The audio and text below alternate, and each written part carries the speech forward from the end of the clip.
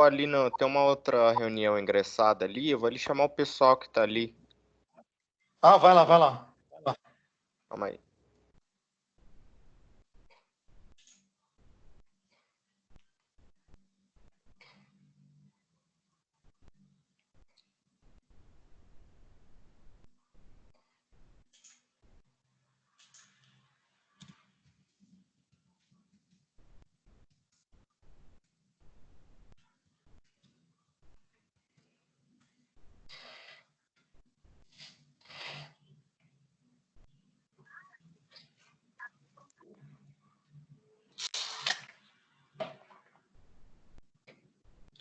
É que eu não falei. Estou esperando um aluno ali, ele foi verificar uma coisa.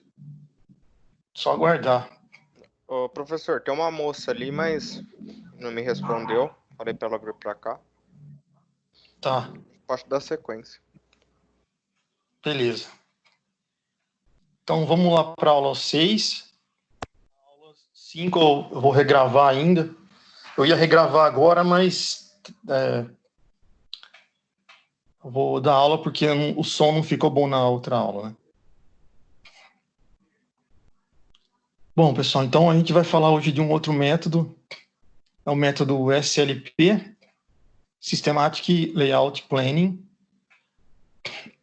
Ele foi desenvolvido aí por volta de 1970 por esse autor aqui, Richard Mutter. Ele é um método ainda utilizado para realizar planejamento de layout.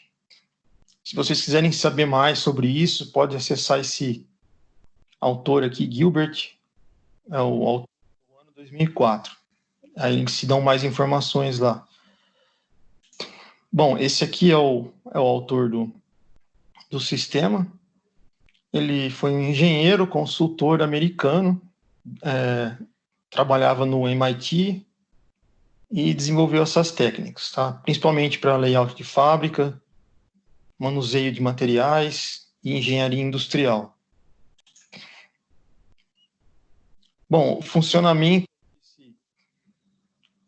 Opa, peraí, mandaram aqui o Ricardo Merig Júnior. Na tela está aparecendo, não é possível exibir conteúdo. Ô, Ricardo, tenta entrar e sair, tenta recarregar aí, porque pelo menos para mim tá parecendo normal, nas outras aulas aconteceu isso, e ele foi tirar para tentar ajudar e acabou perdendo tudo que ele fez. Então entra e sai, beleza? Eu não posso sair daqui da aula, porque senão ele não vai carregar de novo esse... Isso aí, professor. Bom, então, o procedimento do SLP, ele é usado para desenvolver um layout de blocos e, a partir deste, né, obter o detalhamento de cada setor planejado dentro do layout. Então, antes do prosseguimento de qualquer planejamento de layout, todos os detalhes relacionados com processos produtivos e fluxos de materiais devem ser obtidos. Se você procurar essa fonte aqui, o Wild, 1996, você vai encontrar também sobre isso. O SLP ele vai se iniciar com uma análise. Vocês vão ver que ele tem 3 etapas. A primeira delas é a análise. Ela vai ser designada pelas iniciais P, Q, R, S, T. Produto, quantidade, rota, suporte e tempo. A análise ela auxilia na coleta organizada dos dados de entrada de um determinado problema que constitui a etapa inicial do fluxograma. Então, esse aqui é um fluxograma do SLP. Saiu a configuração do slide saiu errada aqui. Então a gente vê, ó, 3 etapas: a fase de análise, a fase de pesquisa e a fase de seleção. A primeira fase, que é a de análise, ela vai se iniciar, se vocês olharem a figurinha aqui embaixo, ó, a fase de análise ela vai se iniciar com uma avaliação. Avaliação do quê? Avaliação de fluxo de materiais.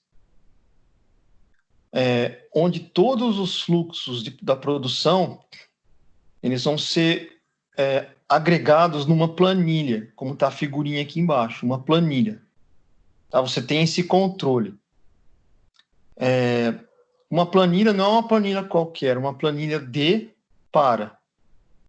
onde para onde, né? Que representa a intensidade de fluxo entre departamentos. Então, tem um departamento A que tem um fluxo X, e o departamento B, aqui embaixo, que tem um fluxo 2x, um pouco maior. Então, nessa planilha vai identificar, representar toda a quantidade de fluxo que eu tenho em cada departamento. A partir disso, eu tiro uma avaliação desse fluxo de material que eu tenho e encaixo dentro da análise, que é feita dentro desse sistema de planejamento. Se você buscar sobre a literatura, você vai encontrar o Yang e outros autores, no ano de 2000, fala sobre essa fase de análise aqui. Então tá aqui, ó, fase 1, análise, ela vai estar falando sobre fluxo de material. A fase 2 é uma fase de pesquisa. Então eu coloquei um resuminho aqui embaixo do que está falando isso. Essa fase ela vai se iniciar com a elaboração de um diagrama de relacionamento de espaço, um DRE, que adiciona o quê? As áreas dos departamentos ao diagrama de relacionamento, com essa figurinha aqui. Então, a gente tem nessa fase inicialmente um arranjo ideal de espaço. Então, um arranjo ideal. Tendo esse arranjo ideal, você continua o seu trabalho chegando num arranjo real, que ele chama de arranjo realístico. Então, você parte de uma teoria na prática, né, que chega no arranjo real, tendo uma variação mínima de um para o outro. Então, essa é a fase de pesquisa. E a fase 2 aqui é a fase de pesquisa, então você vai ter um diagrama de relacionamento de espaço. A fase 3 é uma seleção. Então, vamos lá. Após desenvolvimento do layout, está aqui ó, na figurinha de baixo, o layout foi desenvolvido, você inicia uma fase de seleção, que todos os layouts que você produziu, você vai avaliar e verificar se são viáveis, aprovando ou não esses layouts, através dos departamentos que você tem dentro da sua empresa. Aí esse processo de avaliação considera se os critérios de projeto são satisfeitos. Aí tem um autor aqui para vocês pesquisarem também, o Kernes 99, e o outro Mutter, que é o próprio criador do processo aqui, né? Então, pessoal, a fase de seleção é uma avaliação ou viabilidade. Bom, então, esse método CLP, ele divide um projeto grande para facilitar a vida dele, ou ele divide para conquistar, uma filosofia meio que oriental. Divide em 3 fases, tá? Então, isso é o que a gente vai saber do projeto: análise, pesquisa e seleção. Agora a gente vai ver um método. Esse método é para você criar uma área de trabalho.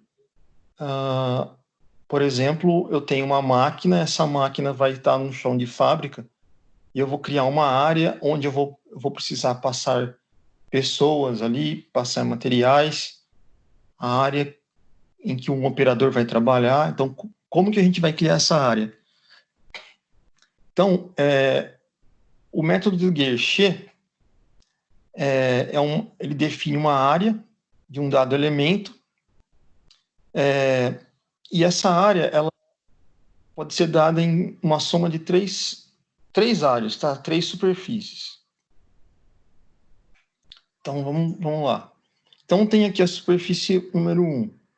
Tem uma máquina, aqui essa figura que vocês estão vendo, uma máquina, e ela faz uma sombra no chão. Essa sombra no chão vai ser chamada para a gente da superfície estática, ESE. Então, é uma projeção ortogonal da superfície do equipamento no chão. É uma sombra. Tá? Então, a sombra ela tem comprimento e largura. Se eu quiser essa área, Só vou multiplicar o comprimento e a largura. Então, essa é a primeira área. A segunda área eu vou chamar de SG, que é superfície de gravitação. Ela vai ser uma área necessária em torno do posto de trabalho. Para quê? Para um operário ou para um material que esse operário usa na execução do serviço na máquina. Então, como que é feito o cálculo? SG, gravitação. Então, área de gravitação. Lembre da parte de física 1 lá de vocês, a Terra gravita em torno do Sol. Então, a Terra vai ser o operador, o Sol é a máquina. Então, o N é o número de áreas que o operador vai gravitar.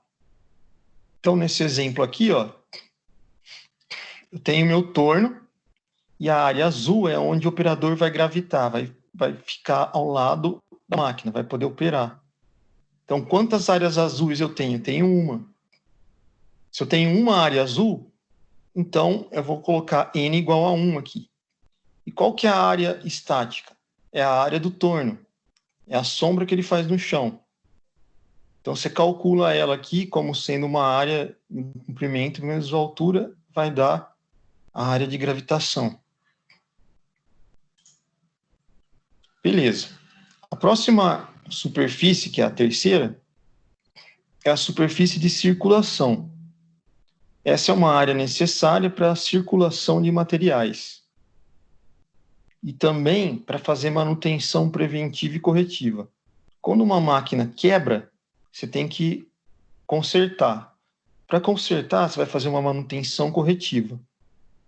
Para você evitar que a máquina quebre, você faz uma manutenção antes. Então, você faz uma manutenção preventiva. O cálculo para encontrar essa área, né, de circulação de materiais, mais a parte de manutenção, ela é uma soma da área de gravitação mais a área estática, multiplicado por um fator K. Esse fator K ele vai depender do tipo de indústria que você está trabalhando. Se eu trabalho numa área de mecânica pesada, por exemplo, com ponte rolante e tal, o K vai valer de 0,05 a 0,15. Aí eu vou ter que escolher um valor entre esses dois para colocar aqui dentro. Se eu trabalho numa indústria mecânica livre, ou, por exemplo, numa indústria de tecelagem, o K vale de 0,51. Então, eu vou escolher aqui um K de 0,60, por exemplo, e vou colocar o valor aqui. Aleatoriamente, eu coloco um valor aqui. Então, qual que vai ser a minha área total? A área total vai ser a soma de todas essas áreas que eu tenho. O S estático, o de gravitação e a área de circulação. Se eu escrever o SG em função de SE e o SC em função do SE, eu fico só com o SE na fórmula, multiplicando esses dois fatores aqui. O N, eu sempre vai ter que dar no problema, tá? Ou eu faço uma inversão e peço o N dando outros fatores. E também eu posso dar o fator K, tabelado. Vamos fazer um exercício. Então, tem aqui, calcule a área necessária para a instalação de uma máquina de fiar com as seguintes dimensões: comprimento 670, largura 1,20 m. O N vale 2 e o K vale 1, foi dado. A área, então, eu tenho 670 de comprimento, 1,20 de largura. Qual que é o primeiro método que eu vou usar? Eu vou aplicar essa equação direto aqui, ó. A área estática, né, que eu já tenho, 6,70 metros por 1,20. Qual que é o número de lados? O número de lados que eu vou poder andar da máquina. São 2, então eu ponho 2 aqui. Mais 1K. O K nosso ele foi dado, é 1. tá? Então, coloco 1 aqui. Faço as continhas, vou chegar que a área total para essa máquina de tear aqui é 48,24 metros quadrados. Ah, mas eu não gostei desse jeito de fazer, quero fazer de outro jeito. Então, o que eu faço? Venho aqui na segunda solução, coloco ST, então SE mais SG, aqui não é U, tá? Aqui é G, mais SC. Então, o SE eu sei que é o comprimento vezes a largura. Comprimento, largura, 8,04 metros quadrados. O SG é o SE vezes N, 8,04 vezes 2, 16. E o SC é o KSG mais SE. Só substituo 24. Agora eu somo todas essas áreas e tenho a área total. Maravilha. Então esse é o método de Guerichet, pessoal. É um método simples para você calcular a área total em volta de uma máquina, a área que vai circular material, que você vai precisar fazer manutenção, e a própria área da máquina.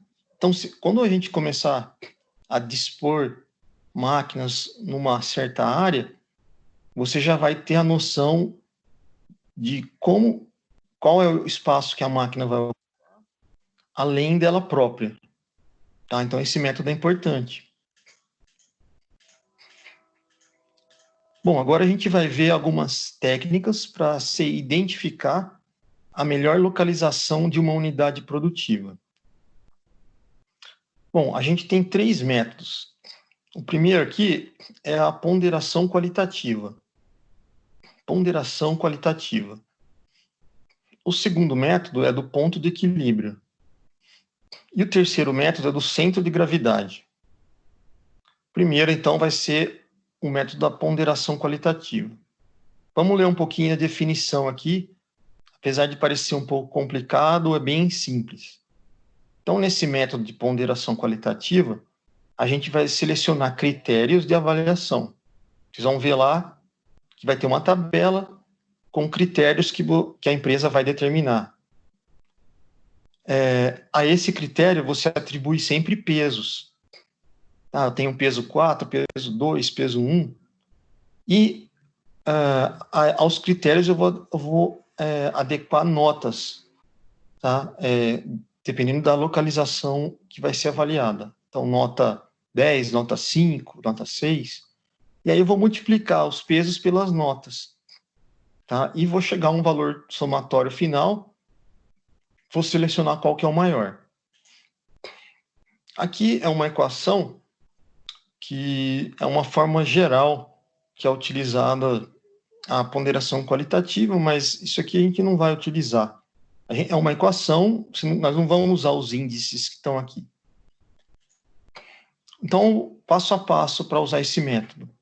Primeiro, você tem que definir os critérios. Quem define os critérios é a empresa. Aí você vai atribuir pesos a esses critérios. Quem faz isso é a gestão da empresa, os gerentes, as pessoas responsáveis. E avalia-se atribuindo as notas, né, relativas aos critérios perante as localizações. Também, quem tiver maior representatividade na empresa, ele dá as notas. Então, exemplo, a Ambev quer construir uma nova unidade no Brasil e selecionou 3 possíveis locais, definindo os seguintes critérios. Então, tá lá os critérios. Critério número 1. O custo do local é importante para a Ambev. Por isso, ela deu o peso número 4. A quantidade de imposto que ela vai receber também é importante. Por isso que ela deu o número 3. A mão de obra tem que ser especializada? 50%, pode ser ou não. O transporte é importante? Não, eles têm uma rede de transporte eficiente, para eles não tem esse problema. O potencial de expansão é importante? Não muito. E o último item aqui, que eu não estou conseguindo ler, mas deu para entender. A gente tem os critérios e os pesos aqui, representando em cada critério. Agora, o que você vai fazer? Para cada local que eu quero colocar Ambev, eu vou atribuir uma nota a cada critério. Então, os gestores da empresa, que tem representatividade na empresa, se reúnem e dão uma nota para cada critério. Então, o custo do local, no local A, a nota foi 8. Para imposto foi 3, para mão de obra foi 9, para transporte 5. Isso foi feito para cada local. No final das contas, você tem, então, os 3 locais representados nessa tabela maior, tem as notas para cada local, e o que você vai fazer? Você vai multiplicar o peso de cada critério pela nota aplicada, chegando a um número, uma pontuação final aqui, né? Então, para o local A, o custo do local ficou com uma pontuação de 32, imposto 9, mão de obra 18. Você vai somar tudo isso e vai chegar num número final aqui, que aqui deu 74. No local B, você fez a mesma coisa, pegou a nota e multiplicou pelo peso. Chegou aqui ao ponto, a pontuação final. A pontuação dele somada deu 70, não dá para enxergar aqui, 72. E no local C, a pontuação final deu 76. Você vai escolher o que deu maior soma, que foi o local C, né? 76 aí. Então, o local C é o melhor local para se instalar a Ambev. Tá? Então, resumindo, você precisou para isso de critérios, que a empresa escolhe quais os melhores critérios para avaliar a melhor localidade onde ela vai ser instalada, a fábrica. E aí você atribui pesos a esses critérios e notas que você vai acabar multiplicando pelos pesos aí. Lá no final do capítulo, eu coloquei exercícios para vocês fazerem e vocês vão conseguir utilizar o que a gente está mostrando aqui lá nos exercícios. Próximo método 2, que é o método do ponto de equilíbrio. Vamos ver aqui o que está acontecendo. Chegou uma mensagem aqui, não, beleza. Então, nesse método, a gente vai comparar custo fixo e variável para determinar um PE, um ponto de equilíbrio. A gente tem 3 passos para fazer isso. Calcula-se o lucro associado a cada localidade, escolhendo aquela no qual a expectativa do lucro for maior. Caso a receita seja a mesma, calcula-se o custo total em cada localidade, optando pela localidade que apresentar o menor custo total. E calcula-se o PE, escolhendo a localidade onde o PE for menor. Lembrando que a definição de custo fixo, né, são despesas como aluguel, serviço de segurança, limpeza, planos de telefone, manutenção de equipamentos. Custo variável, pessoal, é matéria-prima, energia elétrica, tá sempre variando isso aqui todo mês, né? Número de funcionários. Então, vamos um exemplo para aplicar esse método do ponto de equilíbrio. Então, a empresa EPE SA produz airbags para automóveis e pretende implantar uma nova unidade produtiva. A empresa espera vender 5.000 unidades por ano, ao preço médio de R$ 1.300. Esse aqui é o preço de venda do produto, tá? Então esse preço médio aqui é o preço de venda do produto. Entre as 3 cidades avaliadas que constatou essa tabelinha que a gente está vendo. Então, eu tenho aqui as 3 cidades, Brasília, Recife, Rio de Janeiro, né? Em Brasília, o custo fixo anual para implantar essa nova unidade é R$ 650 mil. Já Recife é menor, 600 mil. E Rio de Janeiro, 750 mil. O custo variável unitário de cada empresa em cada cidade é 640 em Brasília, 770 em Recife e 690 no Rio de Janeiro. Então, tendo essas informações, calcule a melhor localização da empresa, tendo como parâmetro o menor ponto de equilíbrio. Então, quem tiver o menor ponto de equilíbrio vai ser a cidade que eu vou escolher para colocar essa nova unidade produtiva. Então, o que é o ponto de equilíbrio, pessoal? O ponto de equilíbrio vai ser o custo fixo que eu tenho, calculado pela divisão, é o custo fixo que eu tenho, né, dividido pelo preço de venda unitário do produto, menos o custo e despesas variáveis por unidade de produto. Então, por exemplo, aqui, dividir em 3 partes: Brasília, Recife e Rio de Janeiro. Em Brasília, eu tenho meu custo fixo, ó, olhando na tabela, voltando na tabela, de R$650 mil. Está aqui. O preço de venda do produto ele é igual para os três, pessoal. 1.300 em Brasília, em Recife ou Rio de Janeiro. Já o custo de variável, de variável e despesas variáveis, ele varia para cada cidade. Ó. Brasília é menor, Recife e Rio de Janeiro. Vocês percebem que esse valor aqui, ó, quanto maior ele for, tá, maior for aqui, você vai diminuir o denominador aqui, né, e esse valor vai aumentar. Bom, então, fazendo as continhas, o ponto de equilíbrio em Brasília, ele vale 984. O de Recife, 1.132. O do Rio de Janeiro, 1.229. O que teve menor ponto de equilíbrio foi o de Brasília. Significa que terá o menor ponto de equilíbrio equivalente à produção de 985 unidades na cidade de Brasília. Então, o ponto de equilíbrio de Brasília que deu menor vai ser onde eu vou instalar a minha unidade. Tá? Então, aqui, tendo custo fixo, variável e preço de venda, eu consegui saber em qual das 3 cidades eu vou instalar a minha fábrica. Né? Tá bom? Então, esse é um outro método que você tem para saber a implantação de uma fábrica, onde vai ser melhor, né? Em qual unidade. E por último, o método do centro de gravidade.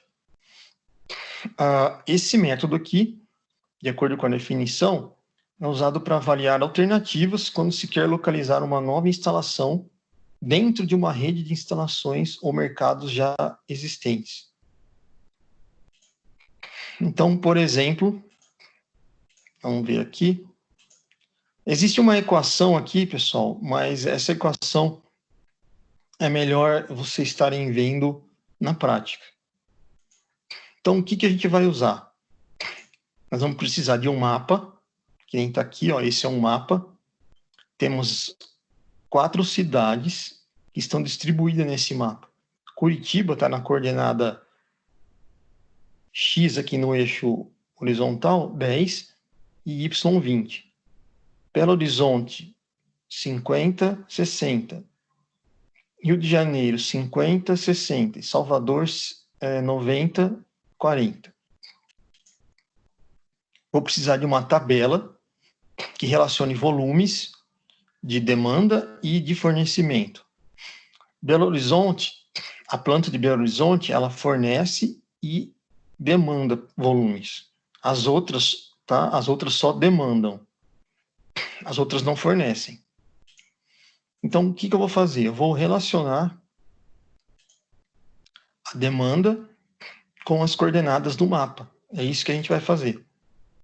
Então, o exemplo do problema. Uma indústria de produtos eletrônicos quer construir um centro de distribuição CD para melhor atender seus clientes em BH, Belo Horizonte, em Salvador, Rio de Janeiro e Curitiba. A fábrica localiza-se na cidade de Belo Horizonte. A localização é mostrada no mapa e os dados da tabela a seguir. Na tabela a seguir, determine a localização do armazém de distribuição. Então, vamos lá. O que eu vou fazer? Eu vou ter que encontrar uma coordenada no mapa.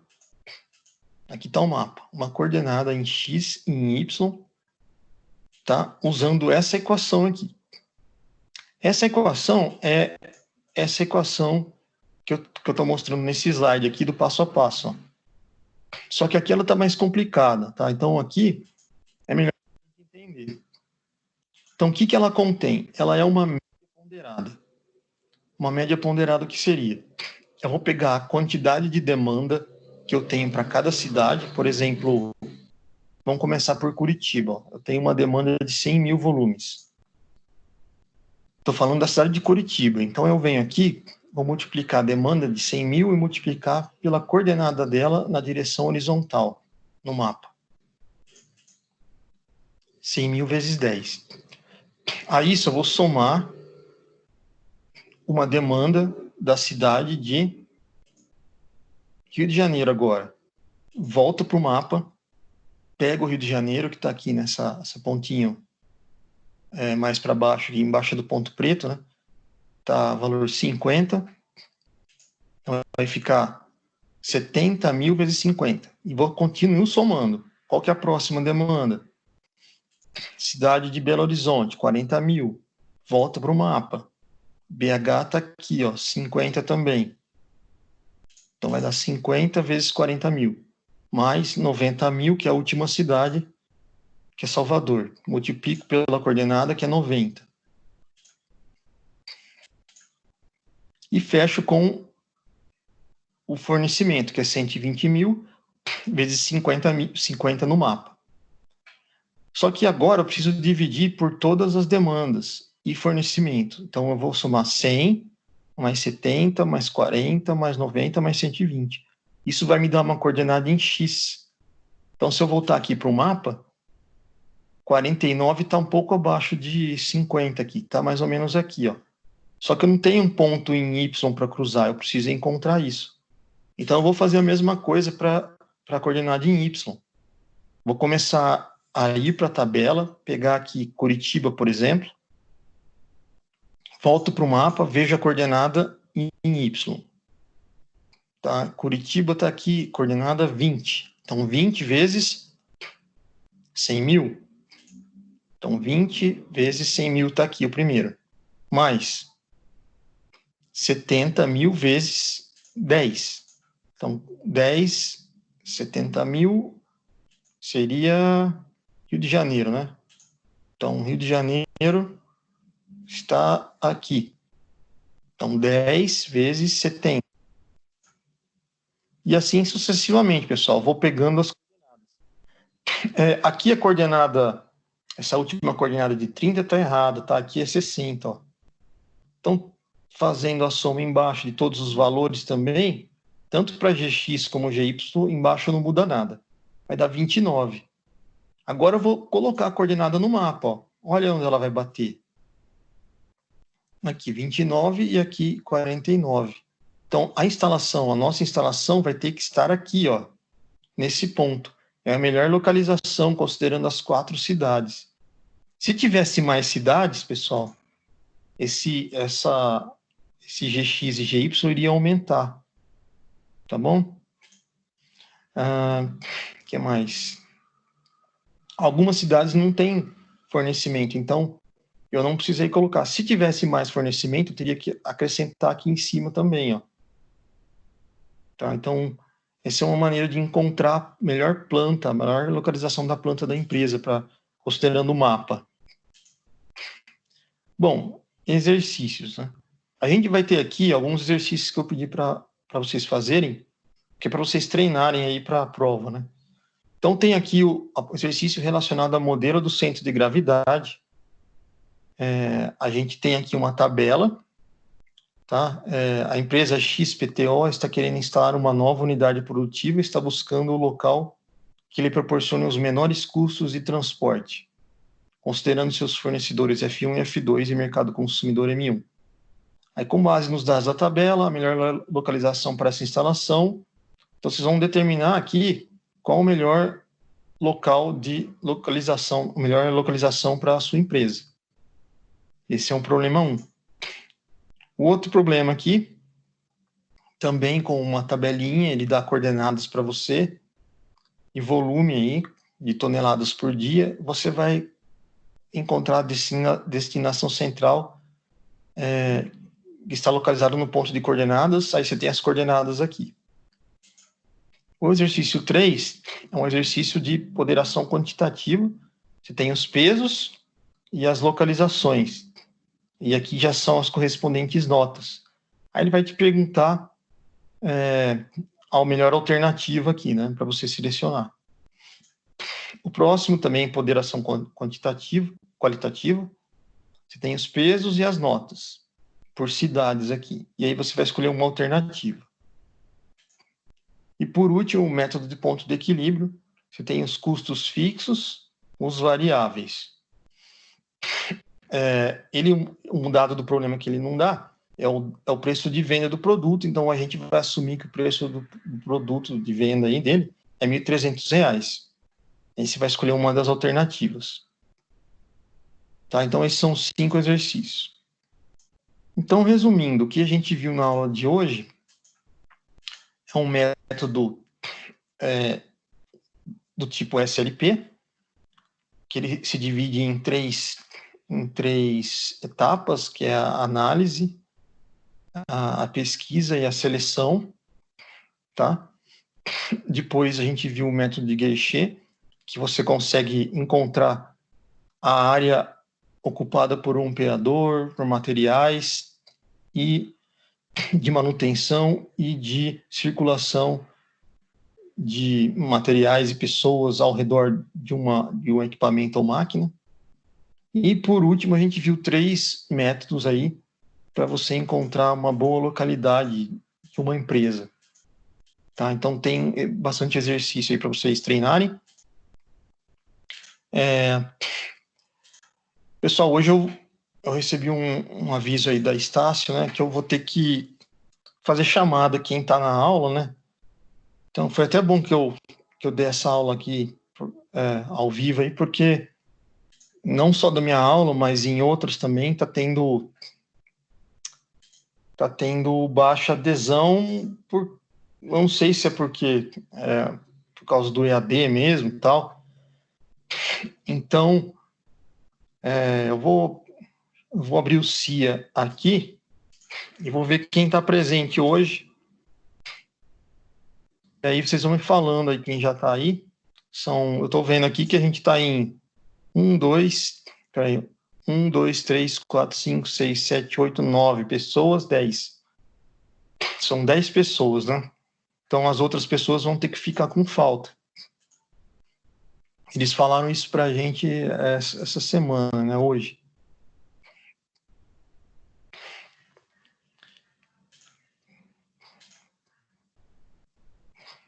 Calma aí que eu vou fazer, Iago. Vou abrir o CIA aqui. Espera aí que eu já vejo isso.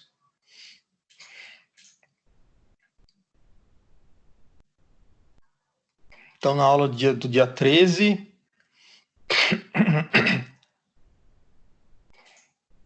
Espera aí que eu já vejo isso.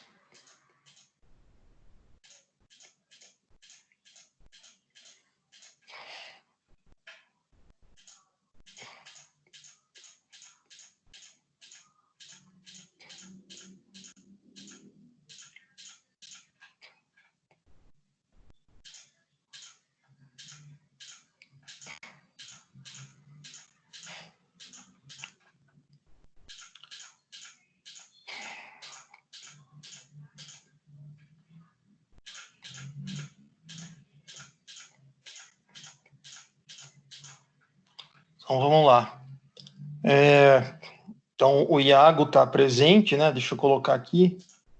Iago, FGH, Iago. Iago está presente.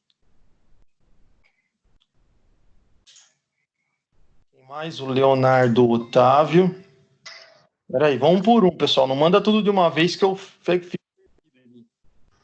Espera aí. Leonardo Otávio. Leonardo Otávio. Está presente. Depois do Leonardo Otávio veio Cleiton. O Cleiton está presente. Cleiton, tá certo. Depois do Cleiton veio o André Nonato. André Nonato. André Nonato tá ok. Depois vem o Eduardo Reis. Eduardo Reis, tá ok. Depois veio o Edson Michelon. Edson Michelon. Beleza. Depois veio o Ricardo Merig.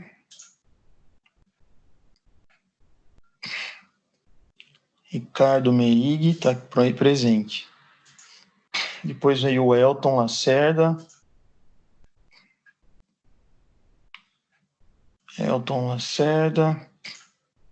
E por último o Thales. Thales Teodoro, beleza. Thales Teodoro. Então, hoje aqui a gente tem 10 pessoas, é isso? 10 pessoas? 1, 2, 3, 4, 5. 6, 7, 8, 9.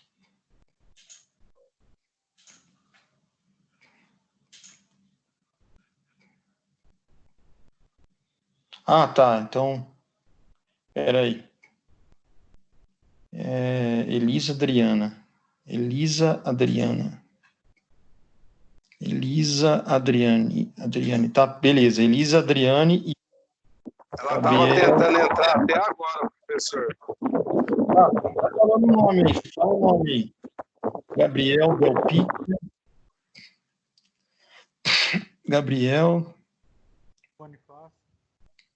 Peraí, Gabriel Delpicchia, beleza. Eduardo Reis, já pus, né? Eduardo Reis já foi. Bonifácio.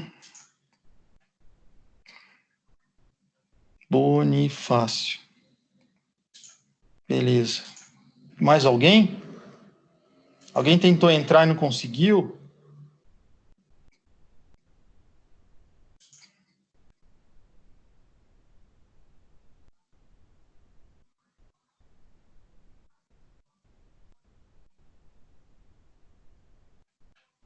A gente tem 12 pessoas, então. Então é isso, pessoal. Ah, peraí, chegou mais um. O Vitor Hugo. Ah, tá. Vitor Hugo. Vitor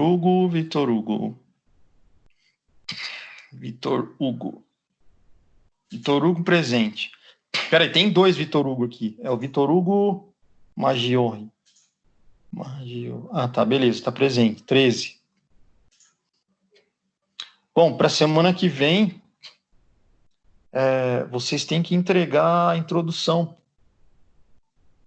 A introdução para mim, colocar lá dentro do Drive de vocês, junta com o resumo que está lá dentro de vocês, cria uma pastinha do grupinho e junta o resumo com a introdução. Beleza, pessoal? Vocês têm que fazer isso para a semana que vem. Então, tem que entregar a introdução. Tá bom? Então, é isso aí, pessoal. Fechou. Eu vou gravar outra aula também que está faltando. E essa daqui, eu espero que tenha dado certo, né? A gravação dela.